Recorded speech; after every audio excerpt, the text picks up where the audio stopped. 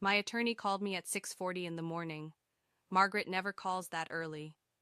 Eleanor, she said, do not sign anything your grandson brings you. Not a card. Not a form.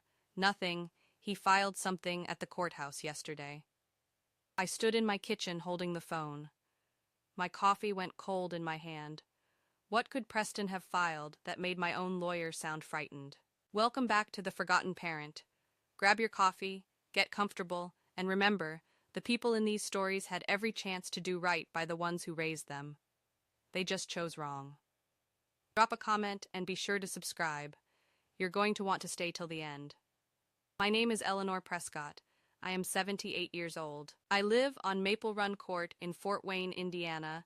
It's the same brick ranch house I bought with my husband in 1974. I drive a 9-year-old Buick.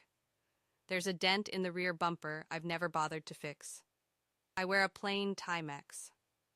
Not a smartwatch, not anything that buzzes or blinks. It tells time.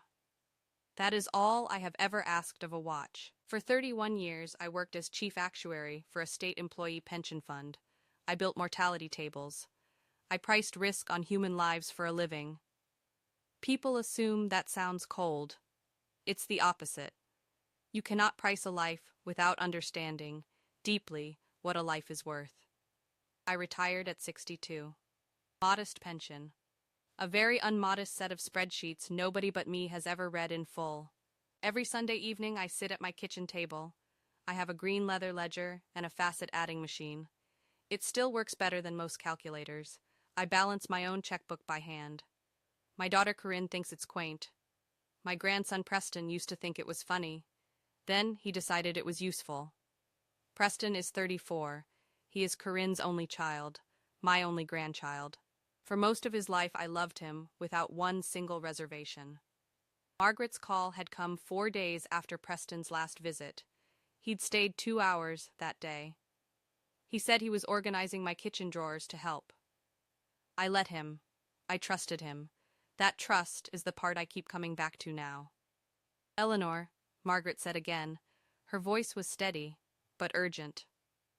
Preston has filed a petition for guardianship. He's asking the court to declare you legally incompetent.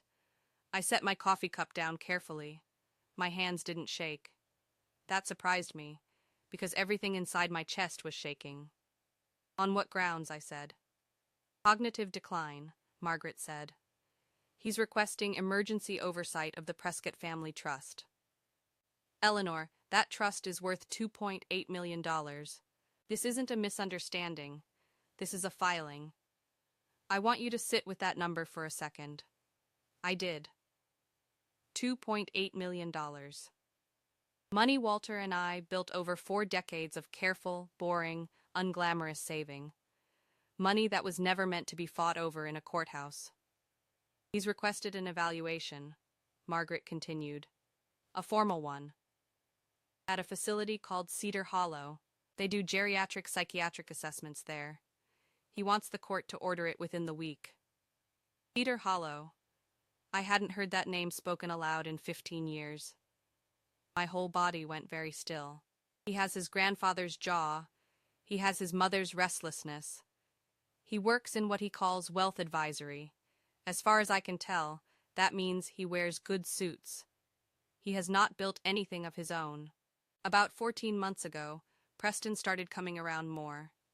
He offered to help with my bills. He offered to drive me to appointments.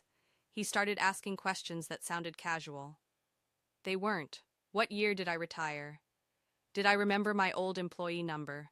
Could I still recite my own social security number without looking? I answered every one. That is what grandmothers do. We answer the questions our grandchildren ask us.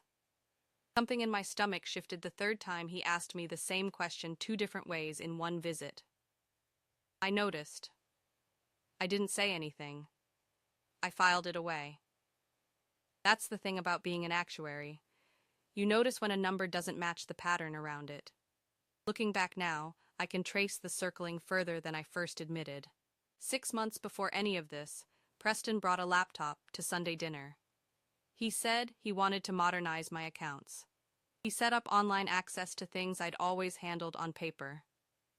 He asked, casually, whether Margaret still had power of attorney, or whether that had ever been updated. I told him it hadn't changed in 20 years. He nodded, wrote nothing down that I could see, and changed the subject to football. I remember thinking, at the time, how thoughtful he was being. I did not think, not once, that I was watching a man survey a house before deciding which window to force open. There was another evening, in the fall, when he brought Corinne along and steered the dinner conversation toward Walter. Gently, he asked whether dementia ran in families, whether I ever worried about my own memory, given what Walter went through. I answered honestly, the way you do with people you trust. I told him I worried sometimes, the way anyone my age worries. I did not know he was building a paper trail out of my own honesty. That is the cruelest part of a slow betrayal. It doesn't ask you to lie. It only asks you to be yourself, and then uses that against you later. If you've made it this far, do us one quick favor. Subscribe. A lot of people watch without ever doing it, but it costs you nothing, and means everything to us. Thank you genuinely. Let me tell you about Cedar Hollow. It matters more than you know yet.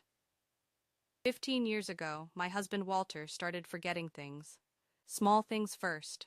Where he put his keys, what day it was, then bigger things. My name, twice, in the same week. The diagnosis was early onset dementia. He was 66. There was nowhere good to take him. The facilities we toured smelled like bleach. They looked like waiting rooms for death. Staff treated families like a nuisance, like grief was an inconvenience to their schedule. I remember sitting in a parking lot after one tour. I was sobbing into the steering wheel of my old Buick. I thought, somebody should build something better than this. So I did. Quietly, anonymously, I used every actuarial skill a career had sharpened. I structured a private fund. I called it the Juniper Fund, after my mother's maiden name. That way, no one could ever trace it back to Eleanor Prescott. I gave the money to a struggling geriatric psychiatric center on the edge of town. Better staff, better rooms, better dignity. I never let my name appear on a single piece of paper connected to it. There was a stretch, in the second year of his illness, when I very nearly quit. Not quit loving him, quit the fight itself. I remember one night specifically. Walter had wandered out the back door in his pajamas, looking for a job site that had closed 30 years earlier. I found him 3 blocks away, barefoot, asking a stranger's porch light for directions to a foreman who was long since dead. I sat with him on that stranger's steps until he calmed down. I thought, that night, I cannot keep doing this alone. I thought about placing him somewhere and simply stepping back from the whole exhausting weight of it. What kept me from quitting was small and stupid and completely mine. It was his watch. Not the fancy one his company gave him at retirement, the one that sat in a drawer untouched. His old one. A cheap thing, scratched, the same brand I still wear today. He couldn't remember my name some mornings, but his hand still reached for that watch every single day, out of pure muscle memory, and fastened it to his wrist without fail. I decided if some part of him could still hold on to a habit that small, I could hold on to him a little longer too. So I didn't quit. I found better care instead. And when I couldn't find it anywhere in this town, I built it. Walter died 4 years after his diagnosis. He never knew what I built in his name. By the time it opened, he no longer knew much of anything at all. That is its own kind of grief. Nobody warns you about it. Grieving someone while they're still breathing in the next room. I kept funding Cedar Hollow every year since. Quietly, from a fund only my lawyer and my accountant knew existed. I never told Corinne. I certainly never told Preston. Some things you build for the world, not for applause. And now my own grandson was sending me there to be evaluated as incompetent. He wanted to take the very money that built the place he was sending me to. There is a particular kind of cold that settles into you. It happens when someone you raised, someone whose diapers you changed at your daughter's kitchen table, decides you are worth more legally erased than legally present. I want you to understand that feeling. Most of this audience has felt some version of it. Maybe not this exact betrayal. Maybe the smaller cousin of it. The adult child who only calls when the car breaks down. The grandchild who remembers your birthday only when a check is involved. It starts small. It rarely stays small. I did not scream. I did not call Preston demanding an explanation. I have never once, in 78 years, solved a problem by shouting into a phone. Instead, I went very, very quiet. I called Margaret back. I asked her to come over that evening with everything she had. Margaret Holloway has been my attorney for 22 years. She handled Walter's estate. She handled my will. She is sharp, dry, and has never once let me leave her office without a plan. She arrived at 7 that evening, legal pad in hand, a bottle of wine she never opened. Walk me through exactly what he's claiming, I said. I set out a plate of butterscotch candies. Some habits don't care what crisis is unfolding around them. Margaret read the filing aloud. Preston's petition claimed I'd shown confusion regarding financial matters. It claimed repeated questions. It claimed an inability to manage complex accounts. He cited 3 incidents. All 3, I realized slowly, were conversations he'd engineered himself.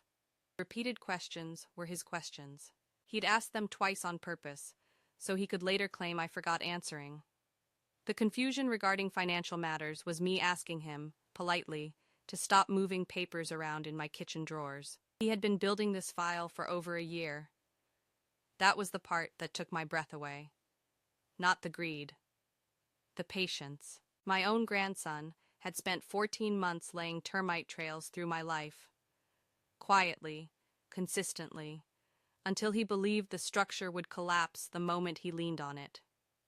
He's not stupid, Margaret said. He knew a straight ask for guardianship. No medical evidence gets thrown out fast. So he's trying to manufacture the evidence first. Cedar Hollow's report will carry enormous weight with the judge. Then I go to Cedar Hollow, I said. Margaret looked at me like I'd suggested walking into traffic. Eleanor, you understand what that evaluation involves. Memory testing. Orientation questions. A full clinical interview. If they find anything that reads as decline, he wins. I know exactly what it involves, I said. I helped design the protocol for that entire wing. Margaret set down her legal pad. You built Cedar Hollow? The Juniper Wing, I said. 15 years ago. Nobody knows, not even Corinne. For the first time in 22 years of knowing her, Margaret Holloway had nothing to say. I want to be honest about something. For about 2 days, I considered giving Preston what he wanted. Signing something, making it quietly go away, so Corinne would never watch her son do this in a public record. I am 78 years old. I have buried a husband. I have watched my own mind survive better than most. And still, for 2 days, I thought about surrender. What stopped me was Walter's wedding ring. I keep it in the back cover of my green ledger, tucked in like a bookmark. I found myself holding it on the second night, turning it over in my fingers.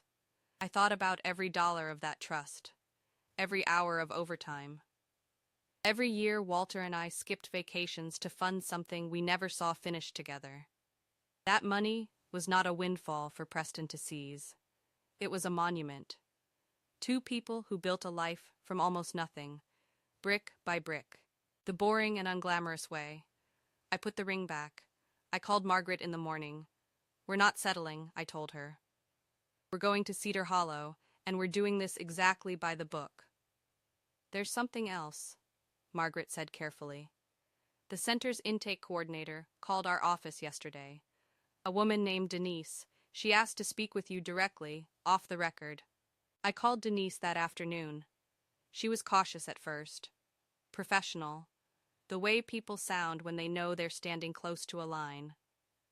Then her voice dropped. Mrs. Prescott, I probably shouldn't say this, but your grandson called our office 3 times this week. He asked if he could sit in on your intake interview. He asked if he could help fill out the paperwork for you. I told him that's not how we do things here. I wanted you to know, before Thursday, that he tried. I thanked her. I hung up the phone. I sat in my kitchen a long moment, thinking about all the ways a person can smile at you while quietly measuring you for a box. Here is something I want every one of you to understand. Preston was not born cruel. I don't believe that about him, even now. His father left when he was 6. Corinne worked 2 jobs. Preston grew up watching money solve problems love couldn't reach fast enough. Somewhere along the way, he started believing money was the only language this family truly spoke. That doesn't excuse what he did. It explains it. There's a difference, and I've spent my whole life understanding that difference matters. I spent the days before the hearing exactly the way I spend most days. I balanced my ledger. I watered the 2 tomato plants on my back porch. Mostly they produced disappointment and the occasional decent slicer. I called my old colleague, Ruth, who lives 2 streets over. We've played bridge together every Tuesday for 30 years. When I told her what was happening, she laughed so hard she had to sit down. Preston thinks you're losing your mind, Ruth said, wiping her eyes. Eleanor, you corrected my tax return in April, in your head, while drinking decaf. Ruth made me laugh for the first time in 4 days. She also made me something else. Furious, not at Preston, exactly. At the sheer arrogance of a system where a 34-year-old with a nice suit could walk into a courthouse and, on paper alone, start erasing a woman who once managed the retirement futures of 40,000 state employees. Ruth said it plainer than I would have. They think competence looks like a young man in a blazer. It doesn't. It looks like you, at this table, correcting my math for free. Ruth stayed for 2 hours that afternoon. We didn't just laugh. We made a list, the way 2 old women who spent their careers with numbers make a list, of every single fact that would matter in that evaluation room. My old employee ID number, still memorized. The exact formula for a mortality table, which I sketched on a napkin without hesitation. The birthdays of all 4 of Ruth's grandchildren, which I happened to know better than Ruth did herself. By the time she left, I wasn't scared anymore. I was almost looking forward to Thursday, the way you look forward to a test you know, deep down, you've already studied for your entire life. That is the kind of friend you want beside you when the world tries to convince you that you've become someone you're not. Thursday came. Cedar Hollow sits on the edge of town. Low brick building. A garden courtyard I designed myself. The plaque out front credits only the Juniper Fund and a founding date. I hadn't walked through those doors in 11 years. I paused at the entrance longer than I meant to. Then I walked in. Preston was already in the waiting room.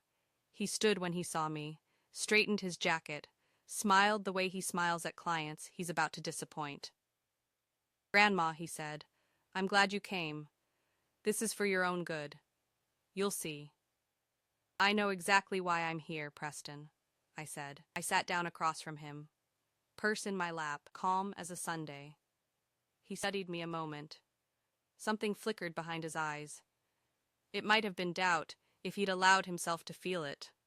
"You seem sharp today," he said, almost accusingly. "I am sharp every day," I said. "That has never been the question." A young woman in scrubs called my name. "Denise," I realized, recognizing the voice from the phone. She gave me the smallest, warmest nod on the way in.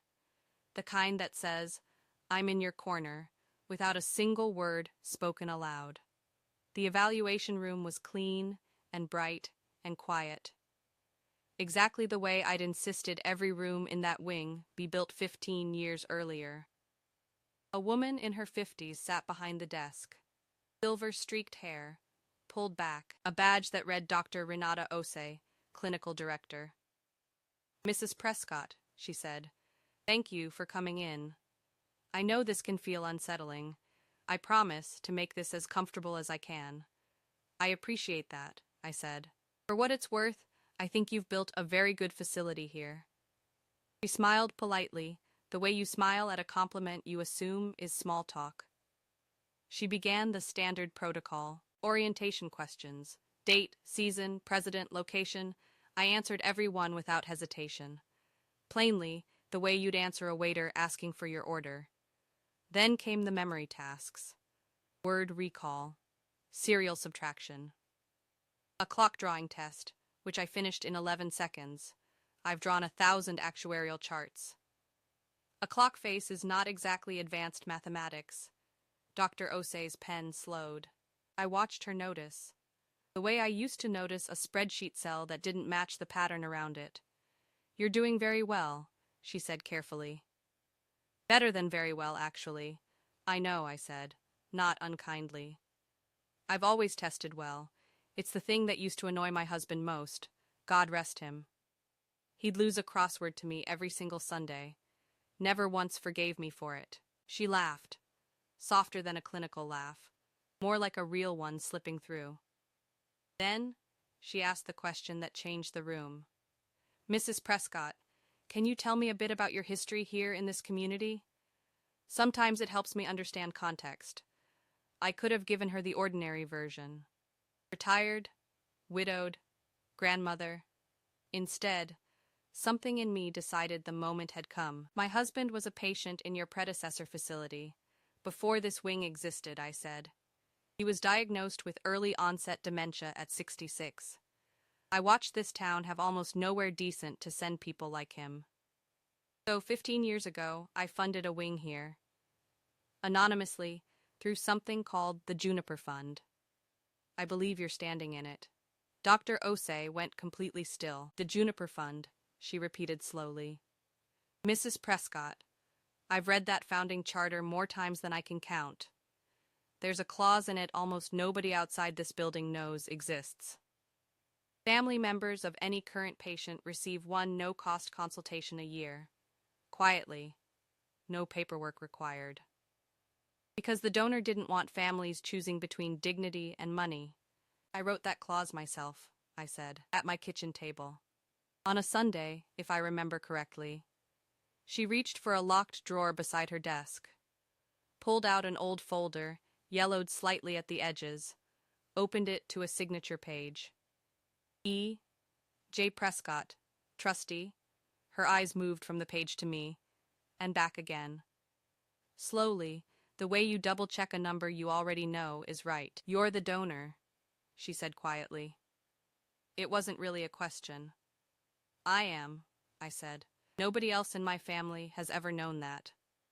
Including the young man sitting in your waiting room right now, who filed a petition to have me declared unfit to manage the very trust that built this room we're sitting in. I want to be clear about what happened next. It was not dramatic. There was no gasp, no music swelling, no one clapping. Dr. Osei simply closed the folder, took a slow breath.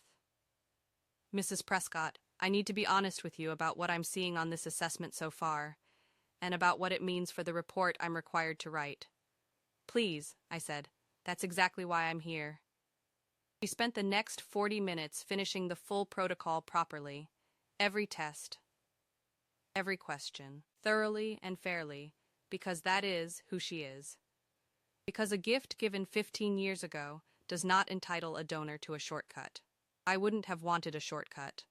I have spent my whole career believing in the integrity of numbers that don't bend for anyone. When it was finished, she set down her pen. Mrs. Prescott, your cognitive function is well within normal range for your age. Frankly, it's above average across almost every domain I tested. There is no clinical basis here for a finding of incompetence. None. Relief moved through me slower than I expected. Quiet instead of loud. Settling into my shoulders like a held breath finally released. There's something else, Dr. Osei said. Given what you've just told me, and given the pattern in this file, I have an obligation to note in my formal report that this petition appears to have been filed in bad faith. I don't say that lightly. I say it because the record supports it. We walked out together, into the waiting room. Preston stood immediately, straightened his jacket again. That same client-facing smile ready on his face. "So," he said, too quickly, "how'd it go?" Dr. Osei looked at him a long moment.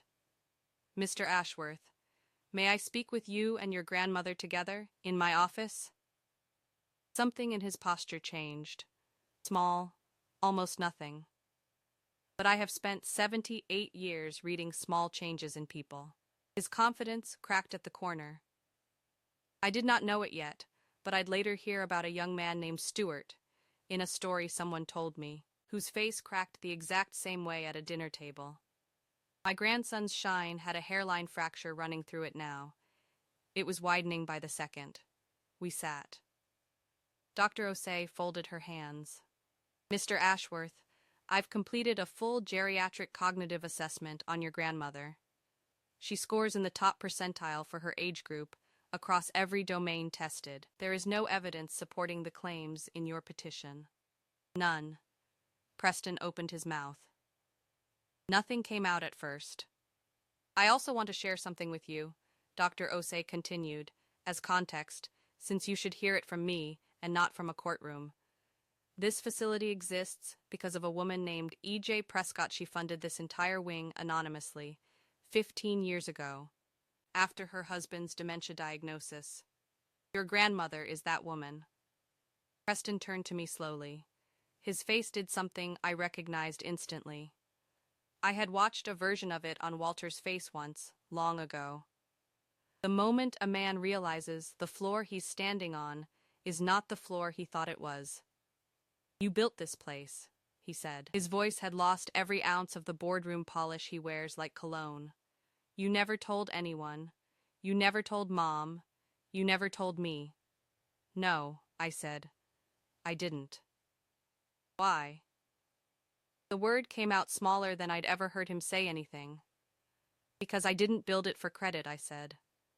"I built it because your grandfather deserved better than what this town had to offer him. I never wanted another family to sit in a parking lot crying the way I did.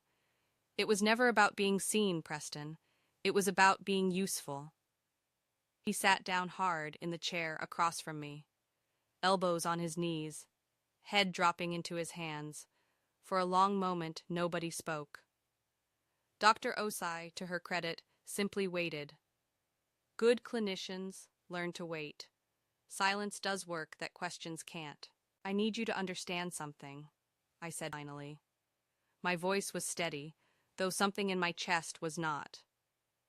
For 14 months, I watched my own grandson study me like a subject, instead of visiting me like family. I answered your questions because I loved you. Every single time, some part of you was writing down my answers as evidence against me. "I was scared," Preston said, not looking up. "I owe people money, Grandma, a lot of it. I made bad investments. I panicked. I told myself the trust was going to come to me eventually anyway. So, what did the timing really matter?" "It matters," I said, "because you decided my mind, my dignity, my entire personhood was an acceptable price for your timeline." He flinched. Good, he needed to. "I'm not going to pretend I'm not angry," I continued. "I am. I sat in that room today answering questions about the president and the date. 78 years old. Because my own blood decided it was easier to erase me on paper than to ask me for help out loud." "I'm sorry," he said. For the first time since he was a boy of maybe 9, crying over a broken bike, I believed him completely. I let the silence sit a moment longer. Some apologies need room to be real before you respond to them. "Here is what happens now," I said. "You are going to withdraw that petition yourself. Today, in writing. Not because a judge forces you to. Because you choose to. You are going to sit down with your mother and tell her exactly what you did, in your own words, not mine. And you are going to get real financial counseling, not the kind that's about impressing anyone, the kind that actually fixes what's broken." He nodded, still not fully looking up. "I'm not cutting you out of my life," I said. I watched something in his shoulders loosen slightly at that. "But I am restructuring the trust, with a professional co-trustee overseeing distributions going forward. Not because I've stopped loving you, because love and good judgment are two different things. I intend to keep practicing both. Dr. Osei quietly excused herself to draft her report. She left Preston and me alone in that small office for a moment neither of us will forget. "Grandma," he said, "can I ask you something?" "Always. Do you think I can earn this back?" "Not the money." "You, I mean. Being someone you trust again." I thought about that question a long time before answering. I owed him honesty, not comfort. "I think trust is a lot like this trust fund," I said. "It gets built slowly, over years, one deposit at a time. You can't withdraw more than you've put in. But you can start putting something in today, if you're serious about it." He nodded. For the first time all day, it looked less like a client-facing performance, more like a boy trying to figure out how to become a man his grandfather would have respected. I want to tell you what happened in the weeks after. The ending of this story is not fireworks. It's quieter than that. I think quiet endings are the ones that actually last. Preston withdrew the petition that same afternoon, in writing, exactly as promised. He sat down with Corinne 2 days later. He told her everything, without me in the room, because he needed to own it without his grandmother softening the blow. Corinne called me that night in tears, not angry at me, grieving the version of her son she'd hoped for and hadn't quite gotten, grateful for the version who was, slowly, starting to show up. Preston started financial counseling the following week. It was not glamorous, it was not fast. 6 months in, he still owed people money. He was still learning, the hard way, what it costs to rebuild something you nearly burned down. But he called me every Sunday. Not to ask about the trust, just to talk. Slowly those calls stopped feeling like transactions. They started feeling like a grandson checking on his grandmother, the way it should have been all along. Dr. Osei and I became something unexpected too. Friends, of a sort. She asked if I'd consider joining the Juniper Fund's advisory board, publicly this time. No more hiding behind initials on an old signature page. I said yes. I found, at 78, that I didn't mind being seen after all. As long as being seen meant something more than a courthouse filing. There is one more piece of this I want to leave you with, because it's the part that took me longest to understand about my own heart. For 1 week, sitting across from clinicians and lawyers and my own grandson, I was terrified in a way I hadn't been since Walter's diagnosis, not of losing money, of disappearing while I was still standing right there in the room, of being spoken about instead of spoken to, of watching my whole life's worth of careful thinking get reduced to a checkbox on somebody else's form. That fear does not fully leave you once it's visited. But I learned something from it anyway. The people who truly know you will fight to see you clearly, even when it's inconvenient for them. The ones who don't will settle for whatever version of you is easiest to manage. I would rather be difficult and real than easy and erased. I still balance my ledger every Sunday evening. I still water my 2 disappointing tomato plants. I still wear my plain Timex. I still keep Walter's ring tucked into the back cover of that green book. A small anchor, for a woman who spent one very long week wondering if her own family believed she was disappearing. I was not disappearing. I was exactly where I had always been, quietly building things nobody thanked me for. Until the day one of those things turned around and told the truth for me. Some people build monuments to be remembered. I built one to be useful. And it remembered me right back, exactly when I needed it to. If you liked this story, join our community by hitting that like button and subscribing for more real, raw, and family-centered stories. And as always, thank you for being part of this family.